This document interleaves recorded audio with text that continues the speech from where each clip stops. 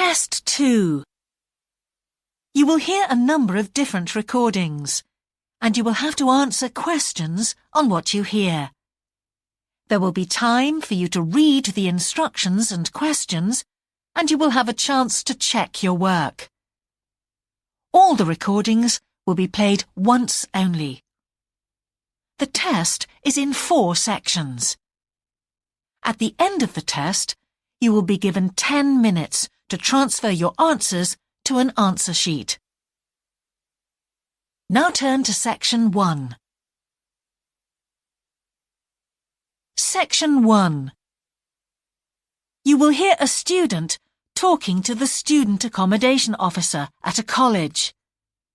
First, you have some time to look at questions 1 to 5.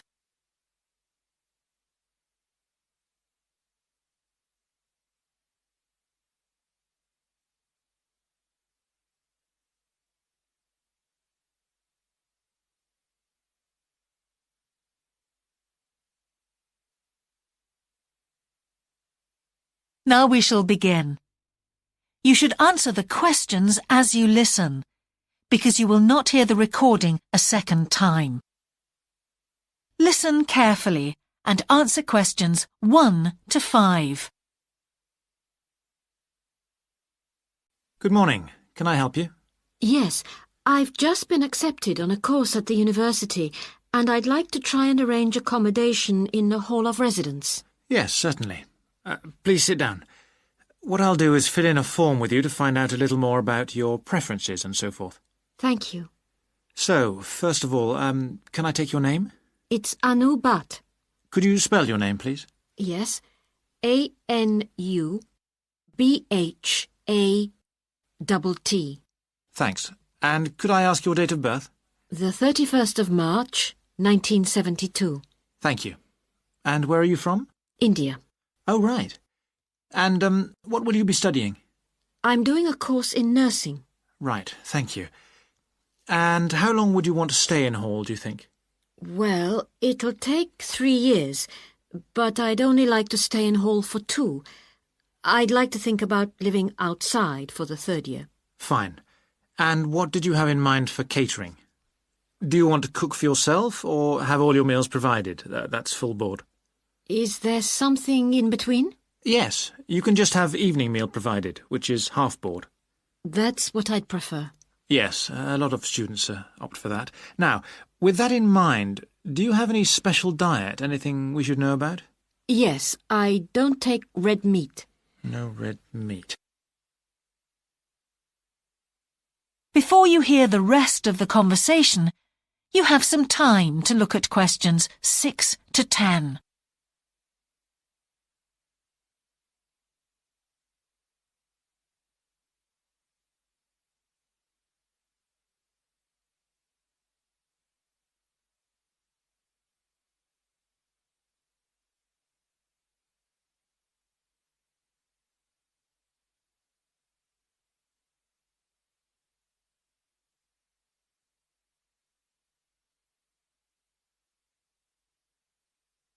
Now listen and answer questions 6 to 10.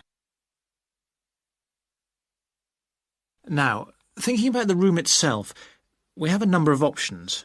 You can have a single study bedroom, or you can have a shared one. These are both what we call simple rooms. The other alternative is to opt for a single bedsit, which actually has more space and better facilities. There's about £20 a week difference between them.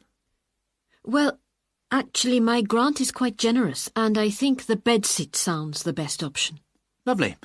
I'll put you down for that, and we'll see what availability is like. Now, can I ask some other personal details which we like to have on record? Yes, of course. I wonder if you could let us know what your interests are. This might help us get a closer match for placing you in a particular hall. Well, I love the theatre. Right. And I enjoy sports, particularly badminton. Ah, that's worth knowing. Now, what we finish with on the form is really a list from you of what your priorities are in choosing a hall, and we'll do our best to take these into account. Well, the first thing is I'd prefer a hall where there are other mature students, if possible. Yes, we do have halls which tend to cater for slightly older students.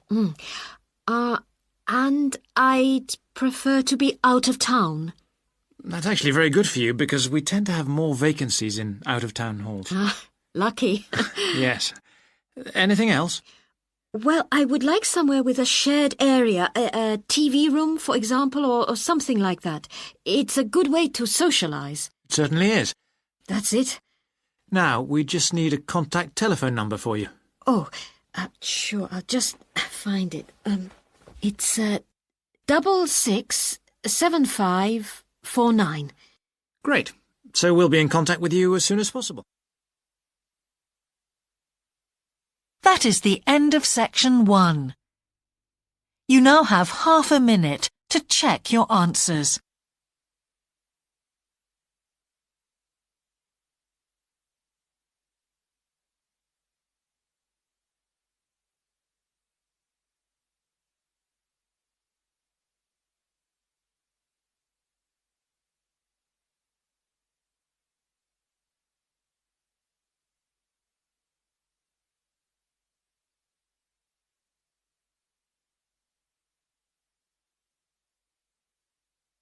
Now turn to section 2.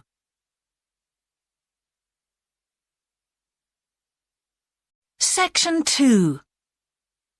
You will hear a man giving a talk to new members of a wildlife club in the south of England. First, you have some time to look at questions 11 to 13.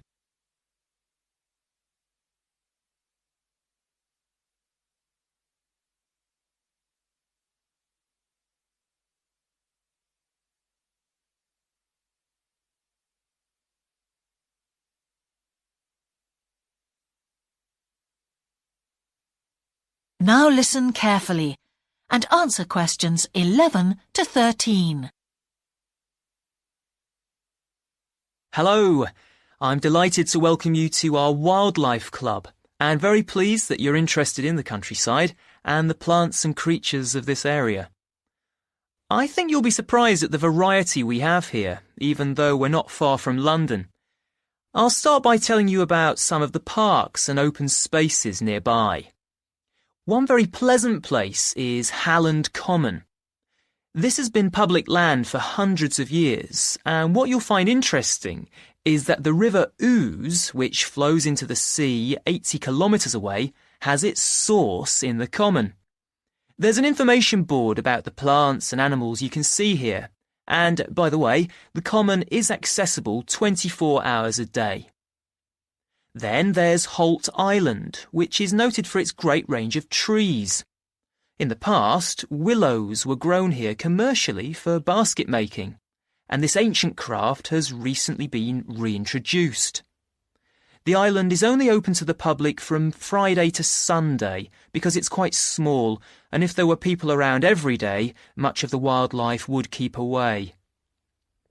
From there, it's just a short walk across the bridge to Longfield Country Park. Longfield has a modern replica of a farm from over 2,000 years ago. Children's activities are often arranged there, like bread making and face painting. The park is only open during daylight hours, so bear that in mind if you decide to go there. Before you hear the rest of the talk, you have some time to look at questions 14 to 20.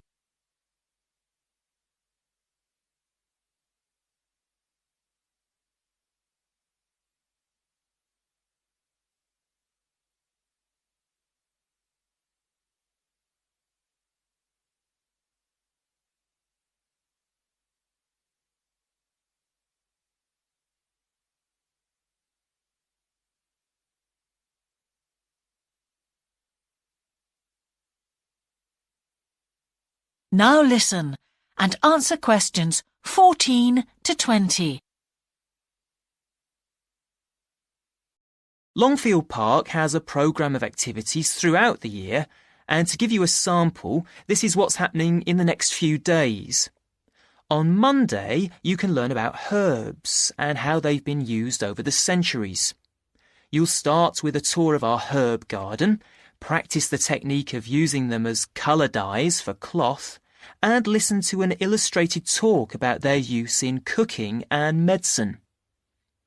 Then on Wednesday, you can join local experts to discover the variety of insects and birds that appear in the evening. We keep to a small number of people in the group, so if you want to go, you'll need to phone the park ranger a few days ahead. There's a small charge which you should pay when you turn up. I'm sure you're all keen to help with the practical task of looking after the park, so on Saturday you can join a working party. You'll have a choice of all sorts of activities, from planting hedges to picking up litter, so you'll be able to change from one to another when you feel like it. The rangers will be hard at work all day, but do come and join in, even for just a short while. One thing, though, is to make sure you're wearing something that you don't mind getting dirty or torn. And finally, I'd like to tell you about our new wildlife area, Hinchingbrook Park, which will be opened to the public next month. This slide doesn't really indicate how big it is, but anyway, you can see the 2 gates into the park and the main paths. As you can see, there's a lake in the northwest of the park, with a bird hide to the west of it at the end of a path, so it'll be a nice, quiet place for watching the birds on the lake. Fairly close to where refreshments are available, there's a dog walking area in the southern part of the park, leading off from the path. And if you just want to sit and relax, you can go to the flower garden. That's the circular area on the map, surrounded by paths. And finally, there's a wooded area in the western section of the park, between 2 paths. OK, that's enough from me, so let's get on and have a look. That is the end of section 2. You now have half a minute to check your answers.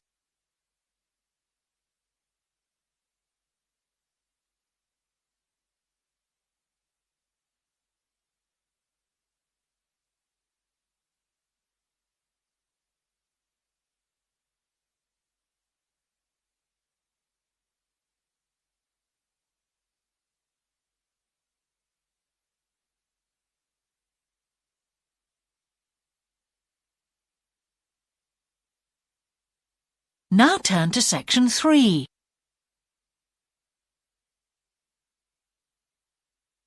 Section 3. You will hear the Director of Studies in an English Language Centre and a student representative talking about their Self-Access Centre. First, you have some time to look at questions 21 to 24.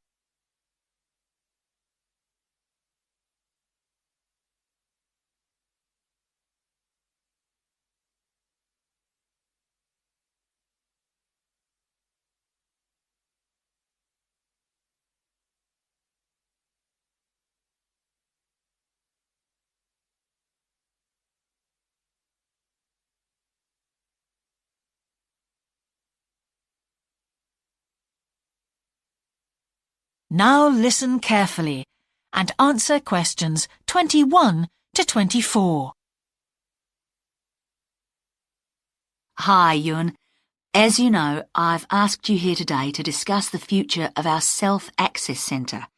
We have to decide what we want to do about this very important resource for our English language students. So, can you tell me what the students think about this? Well, from the students' point of view, we would like to keep it. The majority of students say that they enjoy using it because it provides a variation on the classroom routine, and they see it as a pretty major component of their course. But we would like to see some improvements to the equipment, particularly the computers. There aren't enough for one each at the moment, and we always have to share. Well, yes, the teachers agree that it is a very valuable resource. But one thing we have noticed is that a lot of the students are using it to check their personal emails. We don't want to stop you students using it, but we think the computers should be used as a learning resource, not for emails. Some of us also think that we could benefit a lot more by relocating the Self-Access Centre to the main university library building. How do you think the students would feel about that, Yun? Well, the library is big enough to incorporate the self-access centre, but it wouldn't be like a class activity anymore. Our main worry would be not being able to go to a teacher for advice. I'm sure there would be plenty of things to do, but we really need teachers to help us choose the best activities. Well, there would still be a teacher present and he or she would guide the activities of the students. We wouldn't just leave them to get on with it. Yes, but I think the students would be much happier keeping the existing setup. They really like going to the self-access centre with their teacher and staying together as a group to do activities. If we could just improve the resources and facilities, I think it would be fine. Is the cost going to be a problem? It's not so much the expense that I'm worried about, and we've certainly got room to do it, but it's the problem of timetabling a teacher to be in there outside class hours.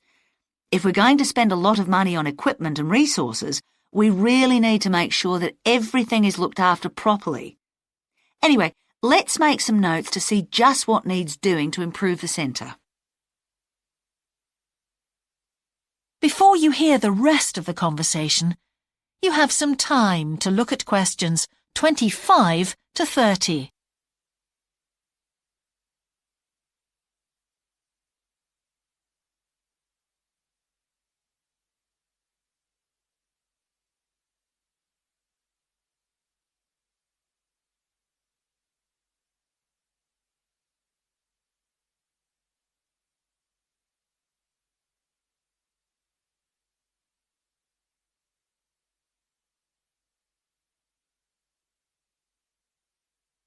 Now listen and answer questions 25 to 30. Now, what about the computers? I think it might be a good idea to install some new models. They would take up a lot less room, and so that would increase the workspace for textbooks and so on. That would be great. It is a bit cramped in there at times. What about other resources?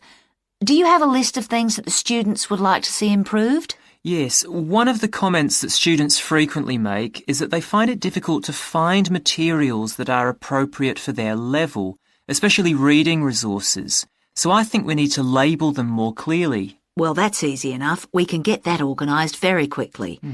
In fact, I think we should review all of the study resources as some of them are looking a bit out of date. Definitely. The CD section especially needs to be more current. I think we should get some of the ones that go with our latest course books and also make multiple copies. Good.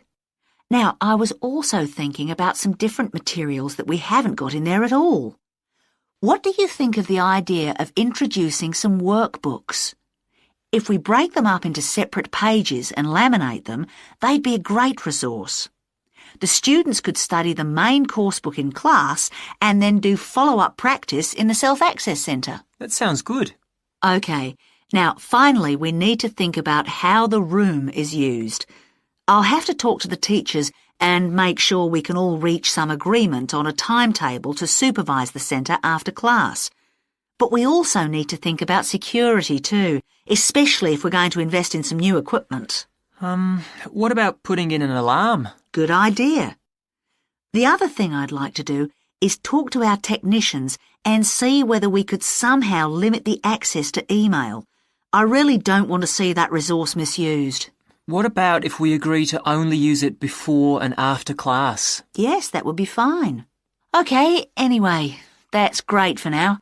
We'll discuss it further when we've managed to sort. That is the end of section 3. You now have half a minute to check your answers.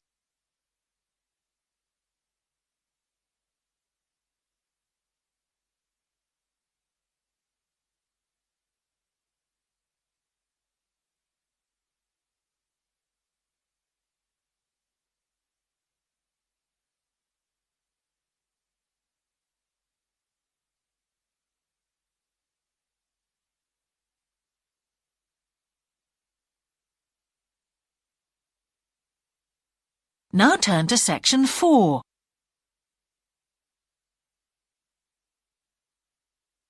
Section 4. You will hear the beginning of a lecture about business cultures. First, you have some time to look at questions 31 to 40.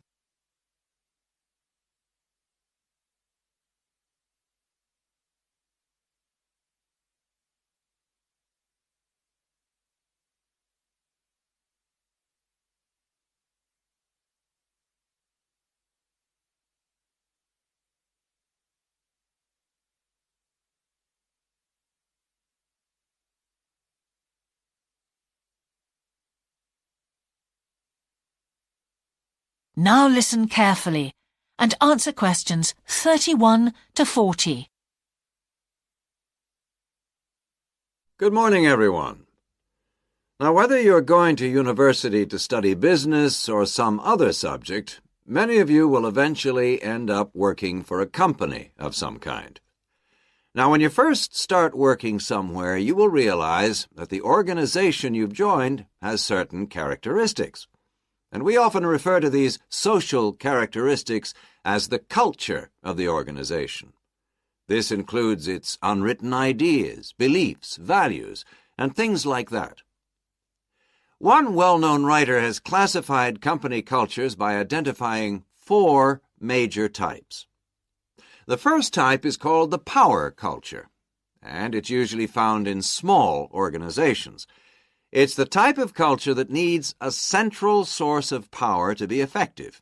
And because control is in the hands of just 1 or 2 people, there aren't many rules or procedures.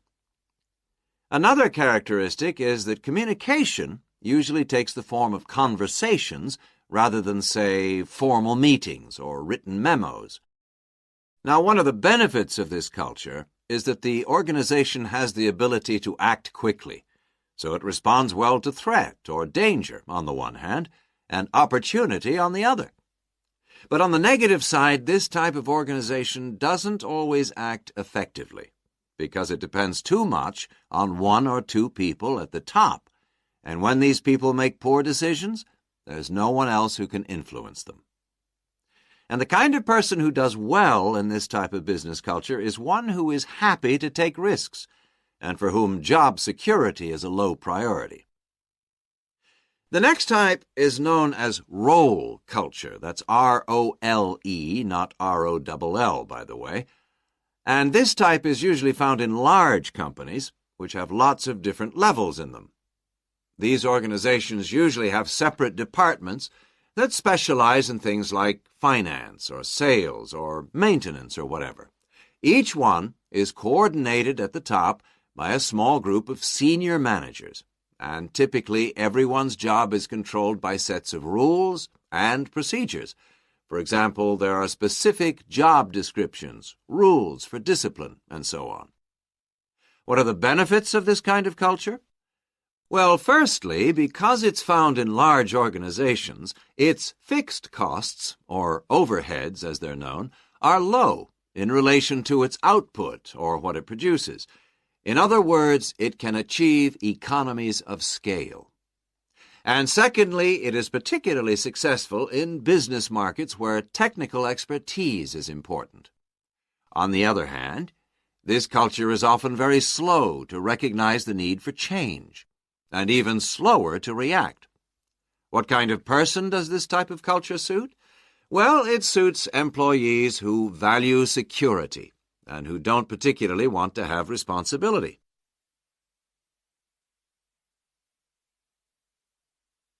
Moving on now to task cultures. This type is found in organizations that are project-oriented. You usually find it where the market for the company's product is extremely competitive, or where the products themselves have a short lifespan. Usually, top management delegates the projects, the people, and other resources, and once these have been allocated, little day-to-day control is exercised from the top, because this would seem like breaking the rules.